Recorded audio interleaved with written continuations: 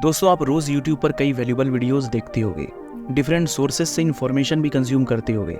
लेकिन अगर हम आपसे पूछें कि इतनी सब इन्फॉर्मेशन और नॉलेज लेने के बाद भी क्या आप ट्रूली एक स्मार्ट पर्सन हो, क्या आपका माइंड अपने मैक्सिमम और बेस्ट लेवल पर है, तो आपका जवाब क्या होगा? अगर आपका जवाब ना है तो डोंट वरी, इस वीडियो के एंड तक आप हमारे बताए जाने वाले तरीकों की मदद से अपने ब्रेन के हाईएस्ट लेवल को अचीव कर पाओगे और स्मार्ट बनना गारंटीड सीख जाओगे। और स्मार्ट बनने में हम आपकी मदद करेंगे, जिसके लिए आपको सबसे पहले ये करना सीखना होगा, क्वेश्चन थिंग्स।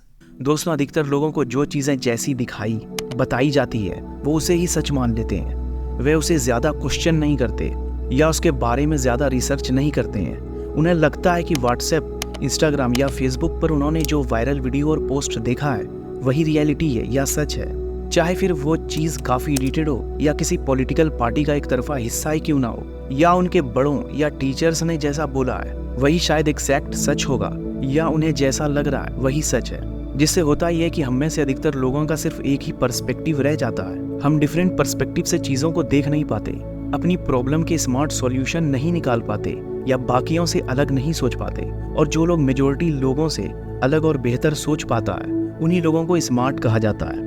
अब ज़्यादा सवाल खुद से या दूसरों से ना पूछने से लोगों को चीज़ें एग्जैक्टली क्लियर नहीं होती, जिससे उनकी डिसीजन कई बार गलत हो सकती हैं, क्योंकि उनके पास सही डिसीजन लेने के लिए इनफ नॉलेज नहीं होती।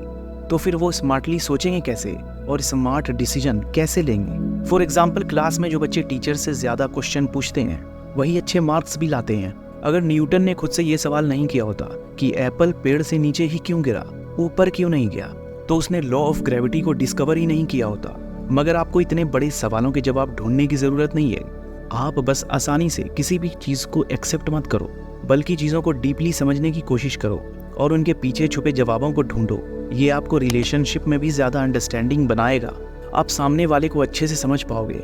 अपने करियर में आप दूसरों से ज़्यादा अच्छा परफॉर्म कर पाओगे, क्योंकि आप एक ही चीज़ को कई डिफरेंट एंगल से समझकर उस पर एक्ट कर पाओगे और ओवरऑल लाइफ में स्मार्ट डिसीजन ले पाओगे, जो आपके सोचने के तरीके और ब्रेन पावर को इम्प्रूव करेगा।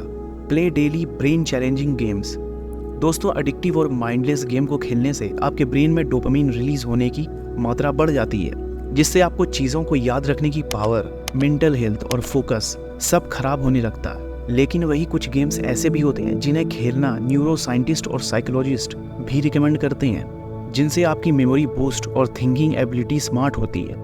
इनफैक्ट 2015 में Iran university of medical science द्वारा की गई एक रिसर्च में रिसर्चर ने चेस प्लेयर की मेमोरी को नॉन चेस प्लेयर की मेमोरी से कंपेयर करा, जिसमें उन्होंने देखा कि जो लोग चेस खेलते थे वे ज़्यादा चीज़ें याद रख पाते थे।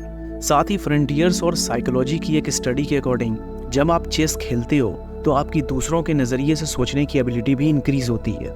अब यहाँ ज़रूरी नहीं है कि आप सिर्फ चेस ही खेलो, बल्कि ऐसे कई गेम्स होते हैं जो आपकी ब्रेन पावर बूस्ट करके आपको स्मार्ट बनाते हैं, जैसे कि games like sudoku, jigsaw puzzle, Monopoly, Lumosity etcetera. ये सभी गेम्स आपके न्यूरल पैटर्न को ट्रिगर करके चेंजेस करेंगे और वक्त के साथ आप स्मार्टली चीज़ों को देख पाओगे और प्रॉब्लम का सोल्यूशन ढूंढ पाओगे। Just read something unusual. दोस्तों, साइकोलॉजिस्ट बताते हैं रीडिंग हमें सिर्फ ज़्यादा इंटेलेक्चुअल नहीं बनाती, बल्कि रीडिंग हमारे ब्रेन का फोकस भी बढ़ाती है। साल 2000 में साइंटिस्ट टिमोथी केलर और मार्शल ने दुनिया के सामने एक एविडेंस रखा, जिसके अकॉर्डिंग रीडिंग से हमारा ब्रेन खुद को फिजिकली रिवायर करता है, यानी अपनी न्यूरल कनेक्शन को ज़्यादा बढ़ाता है और साथ ही हमारे ब्रेन के अंदर व्हाइट मैटर को भी ज़्यादा बढ़ाता है। अब ऐसा इसलिए होता है क्योंकि जब आप रीडिंग करते हो तो आप अपने पर्सपेक्टिव को चैलेंज करके अपने माइंड में एक नई या इम्प्रूव इन्फॉर्मेशन रजिस्टर करते हो। वर्ड्स को पढ़ते हुए आप उस सिचुएशन को इमेजिन करते हुए अपने माइंड्स में पिक्चर क्रिएट करते हो और उस चीज़ के बारे में बहुत ज़्यादा सोचते हो, जो आपके ब्रेन के कई सारे पार्ट्स को एक साथ एक्टिव कर देता है। रीडिंग करना वैसे ही है जैसे फिजिकली स्ट्रांग बनना है। आप जिम में जाकर एक्सरसाइज करते हो, वैसे ही रीडिंग करने से आपके ब्रेन की एक्सरसाइज होती है और आपकी मेंटल मसल्स बिल्ड होती है, जो आपको ज़्यादा स्मार्ट बनाती है। यही रीज़न है कि वर्ल्ड के अधिकतर स्मार्ट और सक्सेसफुल लोग आपको बुक्स पढ़ते हुए या बुक्स का जिक्र करते हुए दिखाई देंगे। Constantly learn and try new things. दोस्तों, आप बच्चे से मैच्योर पर्सन में कैसे डेवलप हुए? आप स्कूल गए, आपने नई लैंग्वेज सीखी, नए सब्जेक्ट पढ़े, नई स्किल सीखी, उन चीज़ों के बारे में जाना जिनके बारे में आपने कभी नहीं सुना था। Maths, physics, English, Hindi, arts, sports, science, life, क्या क्या नहीं सीखा, जो आपके ब्रेन के लिए कितना चैलेंजिंग था। पर इन सभी को सक्सेसफुली समझने के बाद ही आज आप बेहतर और समझदार इंसान बन पाए हो। तभी बोलते हैं ना कि एक एजुकेटेड और अनएजुकेटेड इंसान में काफ़ी डिफरेंस होता है, लेकिन प्रॉब्लम तब आती है जब हम कुछ नया सीखना और अपने ब्रेन को चैलेंज करना ही छोड़ देते हैं, जबकि खुद को अपग्रेड करते रहना ही हमारा गोल होना चाहिए। जो लोग लाइफ लॉन्ग लर्नर होते हैं और कुछ ना कुछ सीखते रहते हैं, वही आगे निकल जाते हैं, और जो खुद की कंडीशन से कॉम्प्रोमाइज़ कर लेते हैं वह बाकी की तरह भीड़ का हिस्सा बनकर रह जाते हैं। इसलिए आपको अपने लर्निंग प्रोसेस को हमेशा कंटिन्यू रखना चाहिए। आपको कॉन्स्टेंटली नई नई चीज़ें सीखते रहना होगा, वो चाहे कोई नई स्किल हो, एक नई हॉबी डेवलप करना हो, नए लोगों से बात करना हो, या फिर एक नई लैंग्वेज सीखना। इनफैक्ट साइकोलॉजिकल और कॉग्निटिव साइंसेज की एक स्टडी में यह देखा गया है कि जो बच्चे एक से ज़्यादा लैंग्वेज बोल पाते हैं वह बाकी बच्चों के से ज़्यादा स्मार्ट होते हैं और बेटर सोच पाते हैं। Think more rationally less emotionally. दोस्तों, एक स्मार्ट पर्सन होने का मतलब ये है कि आपके साथ चाहे कितनी भी प्रॉब्लम हो, आप इमोशनली कैसा फील कर रहे हो, इन सब के बाद भी आप स्मार्ट डिसीजन ले पाओ। इस स्किल को डेवलप करने का तरीका है कि आप अपनी डेली लाइफ के छोटे छोटे डिसीजन पर फोकस करो और देखो कि आप इन इमोशंस में आकर अपना डिसीजन ले रहे हो या रैशनली ले रहे हो। यहाँ आपको बहुत कुछ बड़ा करने की ज़रूरत नहीं है, बल्कि जब भी किसी काम को लेकर प्रोक्रेस्टिनेट यानी टालमटोल करो, या गुस्से में आकर किसी से बात करो, या फिर मन के लालच में आकर कोई जंक फूड खाने जाओ, तो एक सेकंड रुक कर खुद से सोचो, क्या आप अभी स्मार्टली बिहेव कर रहे हो या अपने इमोशन को खुद पर हावी होने दे रहे हो? अगर नहीं, तो उस टाइम वो डिसीजन लो जो लेना सही है।